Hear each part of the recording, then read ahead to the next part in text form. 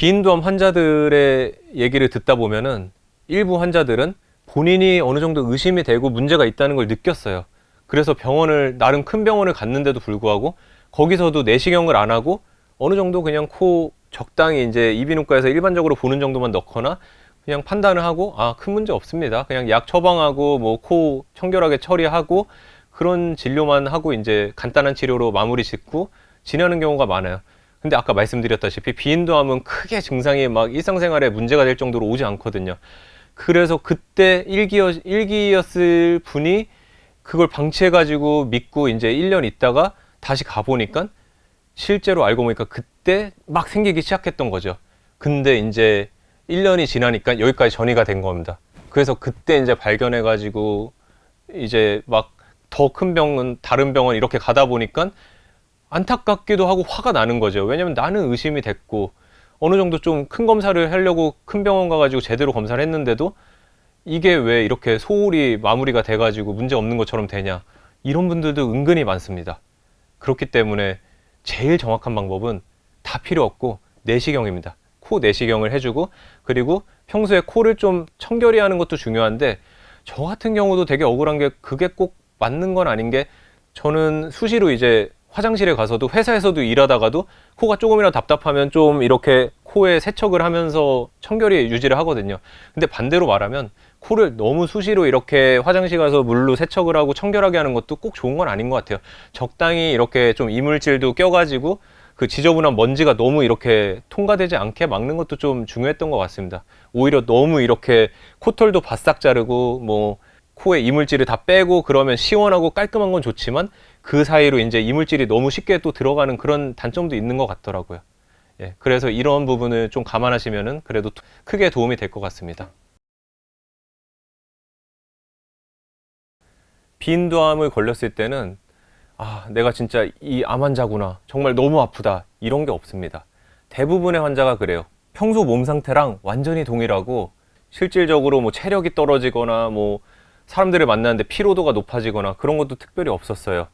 그리고 너무 잘 먹고 친구들이랑 여행도 많이 다니고 좋아하는 곳도 많이 가고 카페 가서도 뭐 몇 시간씩 앉아서 수다도 떨고 정말 그냥 평범한 회사원이었습니다. 회사 생활도 전혀 피로도, 당연히 회사원이니까 피곤하죠. 그건 이제 암이랑 상관이 없는 거고 그냥 일반적인 적당히 피곤하면서 그냥 퇴근하고 싶다, 그 정도의 그냥 평범한 회사원이었어요. 근데 이제 갑자기 여기가 붓기 시작합니다. 이게 비인두암의 가장 큰 증상이죠. 저 같은 경우에는 이제 막 여기가 붓기 시작해가지고 이거는 정형외과를 한번 가봐야 되나 싶어가지고 갔어요. 정형외과를 갔는데 이제 선생님이 초음파로 좀 봐주시다가 약간 근데 뭐 좀 모양이 살짝 안 좋긴 한데 약을 한번 먹어보죠, 뭐 심각한 상황은 아닌 것 같아요 라고 해서 일단 약을 처방 일주일치를 받고 집으로 왔습니다. 그리고 그냥 또 평범하게 일주일 동안 잘 지내고 이제 약을 먹고 해도 가라앉지가 않는 거예요. 오히려 살짝 더 부은 것 같기도 하고, 회사에 출근해서도 이제 같이 아침 점심을 먹는 동기나 후배들이랑 얘기를 하다 보니까 여기가 좀 부은 것 같다, 가라앉지 않는 것 같다, 그런 의견을 줘가지고 걱정이 되기 시작했죠. 그래가지고 이제 다시 병원을 방문했습니다. 병원에서 이제 선생님이 다시 보더니 전혀 가라앉지가 않는데요 하고 다시 보더니 이거는 내과나 이비인후과를 가서 한번 검진을 제대로 받고 그래도 문제가 있으면 큰 병원을 가야 될 것 같습니다 라고 했어요. 그때부터 약간 이제 초조해지기 시작했죠. 이거 좀 큰 병일 수도 있겠구나. 그리고 나서 이제 이비인후과를 가게 됐습니다. 이비인후과를 갔는데 그때 정말 저는 거기를 소송할까도 생각할 정도로 매우 실망스러운 곳이었습니다. 왜냐면 그곳이 그래도 나름 동네에서 가장 인기도 많고 막 1시간씩도 이렇게 줄 서고 대기하는 좀 유명한 곳으로 알려진 곳인데, 거기서 이제 제가 이런 증상이랑 얘기를 했는데 좀 깊게 봐달라고 했음에도 불구하고 이렇게 코를 그냥 자세히 보지도 않고 딱 보더니 평소에 비염이 심하신 분 맞으시죠?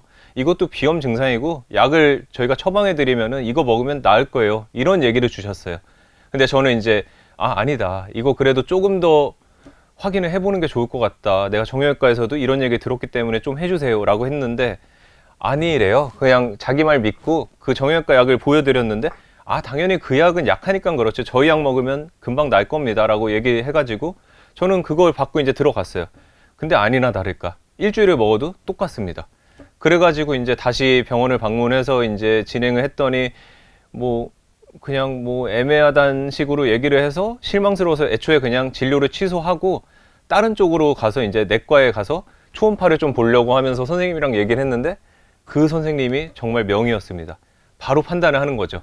이거는 여기서 초음파를 보고 또 막 시간을 끌고 뭐 애매한 의견을 주고 뭐 조금 상황을 보자 이런 식으로 표현할 거밖에 없을 것 같다고 차라리 지금부터 대학병원을 빠르게 잡아서 확실한 원인 분석을 하자는 얘기였어요.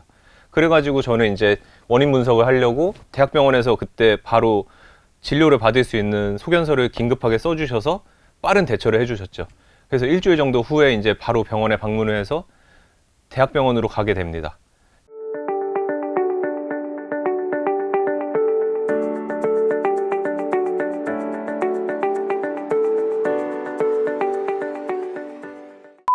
그러니까 이 영상들이 큰 도움이 됐으면 좋겠다.